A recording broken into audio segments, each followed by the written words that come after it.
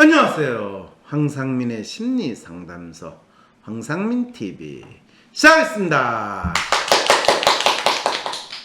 네, 요즘에 참 이 어린이날, 어버이날 이런 5월 가정의 달인데 안타깝게도 한강변에서 이 변사체로 발견된 아들을 접하는 어떤 아버지의 상황, 그리고 아들하고 같이 새벽녘까지 술 마시면서 있었다는 친구는 과연 그 친구가 없어졌다는데 이 친구 핸드폰을 본인이 가지고 자기 집에 가가지고 자기 부모를 불러서 다시 한강변에 와가지고 친구를 찾았다는데 그 과정에서 이 사라진 친구 집에는 연락도 안 했다는 이런 신기한 사건을 우리는 접했는데, 그러다 보니까 경찰도 너무 신기해가지고 또 정작 그 죽은 학생과 같이 있었던 친구에 대한 조사는 별로 안 하고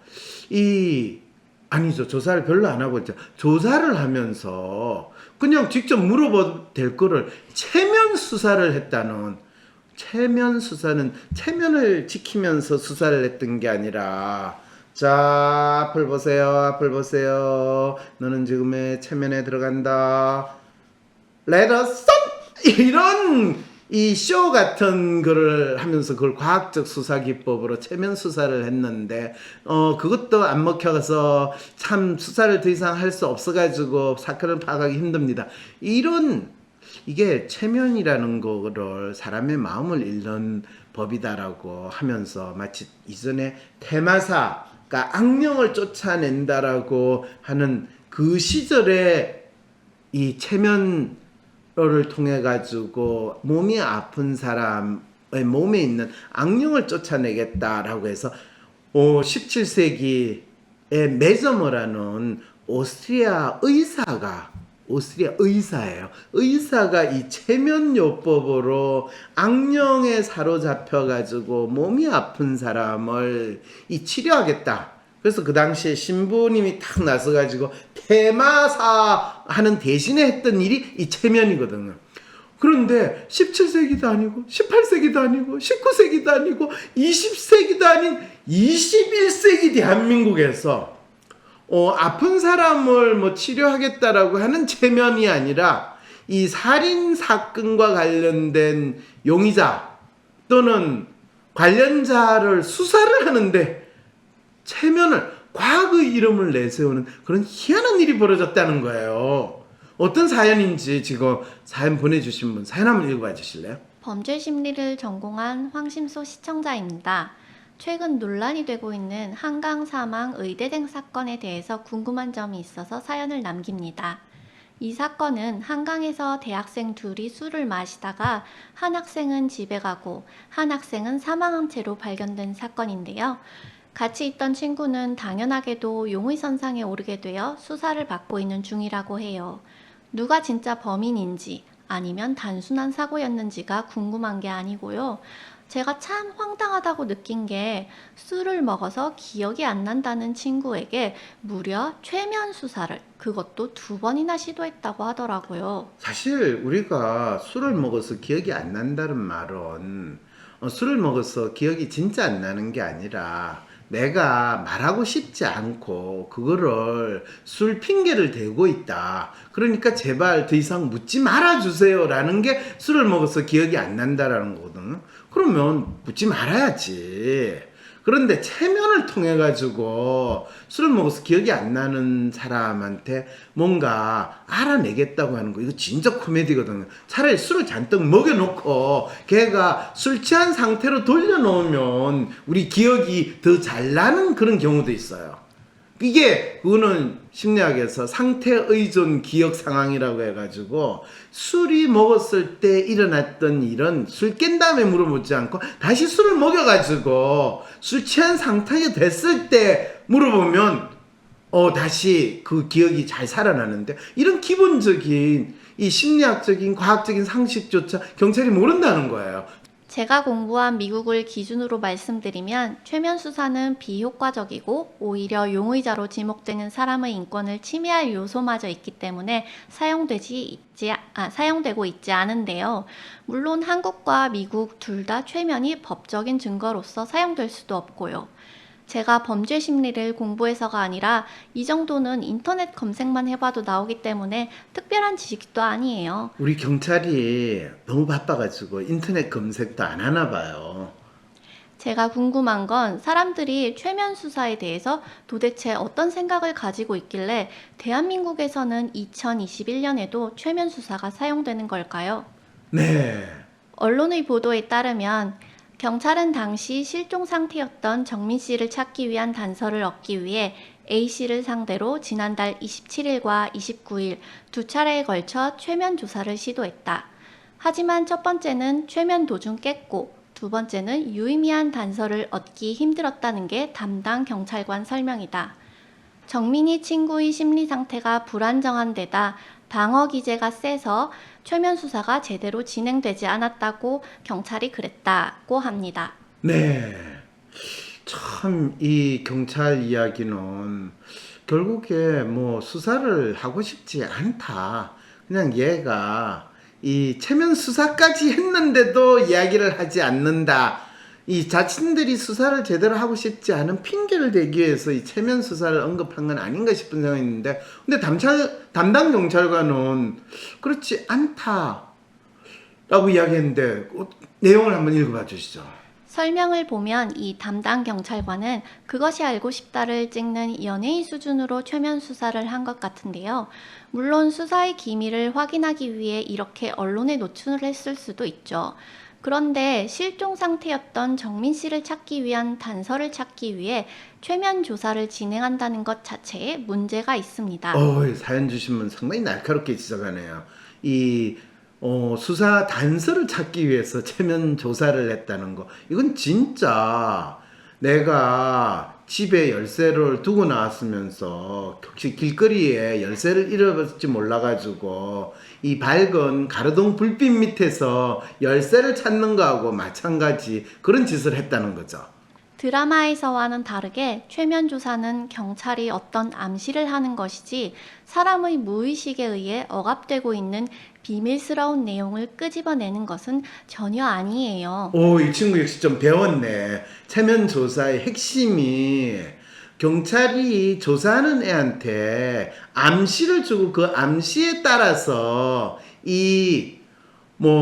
조사받는 사람이 반응을 하게 하는 것이 체면 조사의 핵심이지.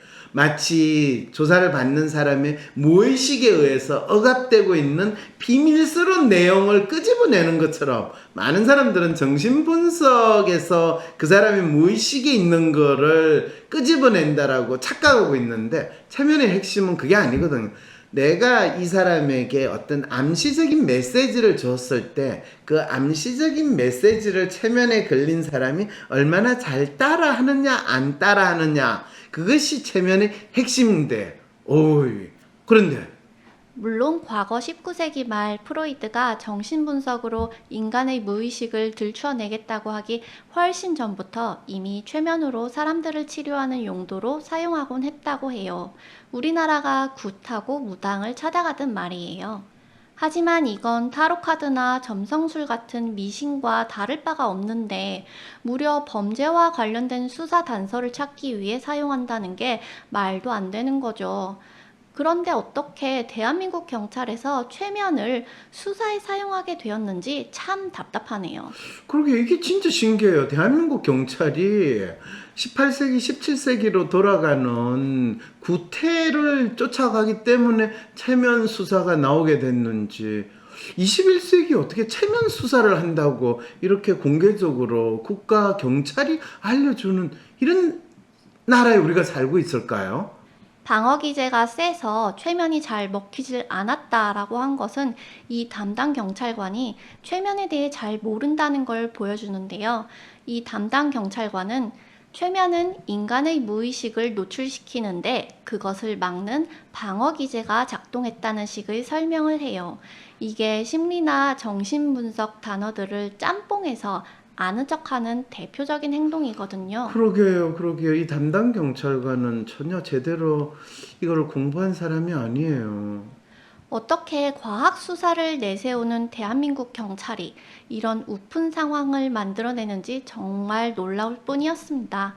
그런데 더 웃기는 건 수사 경찰의 무지함뿐 아니라 기자의 무지함이 결합하여 환상의 콜라보를 만들어낸 것이에요. 네, 기자가 이제 본인 딴에는 설명하는 이 체면 수사 뭐 이런 거를 설명하는 내용을 아마 이 경찰과 기자의 무지함이 결합하여 환상의 콜라보라는 이 전문 용어까지 사용을 하는 사연을 보내주셨네요. 어떤 환상의 콜라보가 있는지 한번 드러나 볼까요? 법 최면은 조사자에게 최면을 걸어 무의식에 남아있는 특정 기억을 끄집어내는 과학수사 기법의 하나다. 최면이라는 용어가 통상 심리의학적 용어로 사용되는 것과 달리 법 최면은 범죄 수사에 활용하는 경우로 한정한다. 범죄 현장에서 사건을 해결하기 위한 단서가 사람밖에 없을 때 주로 쓰인다. 이거 진짜 코미디죠. 범죄 현장에서 사건을 해결하기 위한 단서가 사람밖에 없다는 거는 다른 단서들은 경찰들이 아예 보지 않기로 했거나 초동 수사가 부실해서 그런 단서를 못 찾을 때 사람밖에 정은 이 정거라고는 정인밖에 없는데요 라고 하는 가장 대표적인 족쳐가지고 불어서 나오는 그 정인의 증거밖에 없다고 할 때 경찰들이 사용하는데, 이거는 일제시대 때 일본 경찰이 사람 체포해가지고 족쳐가지고 그 사람 정언으로 저 범죄자예요, 제가 잘못했어요 이렇게 수사할 때 사용하는 그 이야기를 법 체면이라고 하는 것까지 용어까지 썼다면 이분은 진짜 법을 전공하신 또는 법을 공부한 경찰이지 결코 체면을 공부했거나 심리의학적인 것에서 체면을 이해하는 분 전혀 아니에요. 기억을 왜곡하거나 부정할 우려가 있어 용의자나 피해자가 아닌 목격자에게만 진행한다. 경찰청 국가수사본부 과학수사관리관 소속 변규택 법과학분석계장은 그럼 그렇죠. 최면자와 피최면자 간 라포 형성이 중요하다며 최면에 잘 걸리는지 아닌지도 개인마다 다르다고 말했다. 네, 체면자와 피피엔자 간의 라포 형성이라고 이야기하는 건 이 상담자와 내담자 간의 라포 형성이 상담에서 무엇보다 중요하다는 그 내용을 그대로 지금 이 체면이라는 거로 바꿨거든요. 사실은 우리가 지금 상담이라고 하는 활동이 처음에 이 체면술사와 체면을 받는 사람과의 관계가 좀 더 발전해가 이루어진 게 지금 우리가 받는 심리 상담이나 심리 치료가 어떻게 보면 원시 버전이 체면이라고 할 수가 있거든요.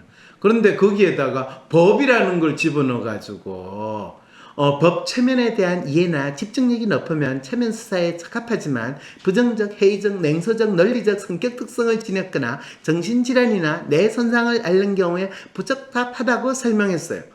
와, 이 사람은 법이라는 거 이름만 갖다 붙이면 모든 게 과학적이 되고 그게 체면이라고만 이야기하면 뭔가 신비롭게 그 사람의 수사가 가능할 거라고 믿는 거의 정신질환이나 뇌 손상을 앓은 그 사고와 비슷한 지금 표현을 썼다면 여러분, 제가 너무 심하게 이분에 대해서 이야기할까요? 근데 너무 신기해요. 어떻게 이런 분이 이렇게 계장 정도 되는 공무원 위치에 있을 수 있을까요? 그것도 수사 계장이래요. 이분은 과학수사나 범죄심리에 대해 정확한 이해보다는 정신분석이나 최면을 취미 수준에서 사용하는 분 같습니다. 이런 식이면 자신들이 범인으로부터 자백을 받아내지 못할 땐 점이나 타로카드를 사용하는 것도 충분히 과학수사의 일환이라고 믿으시려나요? 그리고선 기자는 라포 등의 단어를 쓰면서 마치 법 최면이라는 특수한 최면이 존재하는 것처럼 이야기해요. 그런데 법최면이라고 따로 심리나 의학에서 사용하는 최면과 다를 수도 없고요. 박사님도 아시겠지만 어려운 단어들을 줄줄이 쓰는 건 나도 잘 모르지만 내가 모른다는 걸 들키는 건 더 싫다라는 뜻이잖아요. 우와, 이분 상당히 날카로운 그거네요. 범죄 현장에서 기억을 왜곡하거나 부정할 우려가 있어 용의자나 피해자가 아닌 목격자에게만 진행한다는 말은 사건 현장에서 사건이 일어난 직후에 결정적 증거 확보에 실패했거나 현장 조사의 부족한 것을 경찰이 최면 수사까지도 했으니 비난하지 말아달라고 변명하는 전형적인 상황이거든요. 우와, 이분 경찰의 이 꼼수를 진짜 놀랍게 읽네요. 와, 계속 읽어주세요. 더 희한한 건 무의식에 희망을 걸었다고 하면서 정신질환이나 뇌 손상을 입은 경우엔 최면이 안 걸린다고 해요. 그렇다면 최면 수사관들은 사람의 무의식이 뇌 속에 존재하는 거라고 생각하는 것 같은데 저는 공부하는 내내 무의식이나 의식이 뇌 속에 존재한다는 말을 한 번도 들어본 적이 없어요. 내가 아니고 내 속에 내가 너무 많아, 이런 뜻 아닐까요? 사연을 쓰면서도 다시 찾아봤지만 뇌와 관련된 의식이나 무의식의 연구에서는 어떤 환경에서 특정한 뇌의 부위가 활성화되는 경우도 있더라 정도까지만 나와 있거든요. 저도 연구 경험이 있으니 저 말이 뇌의 어떤 부위가 활성화되는 경우도 있더라. 그 다음에 그렇긴 한데 뇌가 왜 이런 반응을 보이는지 그 다음은 어떻게 되는지 저한테 묻지 마세요 라는 말이 숨겨져 있다는 것도 잘 알거든요. 그러게요. 그리고 부정적, 회의적, 냉소적, 논리적 특성을 지니면 최면에 안 걸린다니. 그럼 긍정적, 진취적, 비논리적인 사람한테 쓸 수 있단 말이잖아요. 그러게요. 이게 무슨 소리예요? 안 그래도 귀한 아들 잃은 아버지의 슬픔에 막막한 마음을 느끼는 국민들에게 대한민국 경찰은 왜 이런 사이비 과학쇼를 하는 걸까요? 그 막막하고 답답하고 슬픈 아버지의 마음을 위로해주기 위해서 이런 사이비 과학쇼를 하면 즐겁게 이 아픔을 극복할 수 있지 않을까요? 라는 생각이라면 너무한가요? 자신들의 실수나 무능 또는 무책임을 회피하는데 왜 최면 수사라는 1세기 전에 이미 사라진 사이비 과학쇼를 마치 첨단 과학 수사처럼 내세우는 심리는 무엇인가요? 그러게요. 이 초동 수사도 제대로 못하고 상황을 파악도 제대로 못하는 경찰 입장에서 얼마나 답답하고 힘들겠어요. 그런데 그렇다고 우리는 아무것도 못합니다, 우리는 무능합니다 그러면 본인들이 얼마나 이 비탄하고 참 힘든 상황이 있겠어요. 그러니 차라리 멋진 사이비 과학쇼, 체면 수사 이런 쇼라도 하면서 자신들의 마음을 달래고자 하는 이 경찰들의 이 간절한 노력 우리 이해해줘야 되는 거 아닌가요? 공부하려고 책상에 앉으면 유난히 이어폰 속 음악이 더 귀에 들어오는 당신. 책 볼 때는 다 알 것 같은데 막상 시험을 보면 답이 눈에 안 들어온 당신. 공부를 하다 보면 특정 이슈에 꽂혀서 오늘의 진도를 다 못 나가는 당신. 공부할 거는 많고 의욕은 앞서지만 뜻대로 진도가 안 나가는 당신. 나는 역시 공부머리가 나쁘다며 자책을 하고 있지는 않은가요? 더 이상의 삽질은 이제 그만! 당신에게 맞는 공부법, 그리고 당신에게 가장 필요한 공부법은 따로 있습니다. 지금 당장 삽질을 멈추고 위즘센터 홈페이지에서 LSI 검사를 받아보세요. 무조건 열심히 하는 공부가 아니라 나의 목적에 맞는 가장 효율적인 공부법을 알려드립니다. 위즘센터의 LSI 공부법 검사.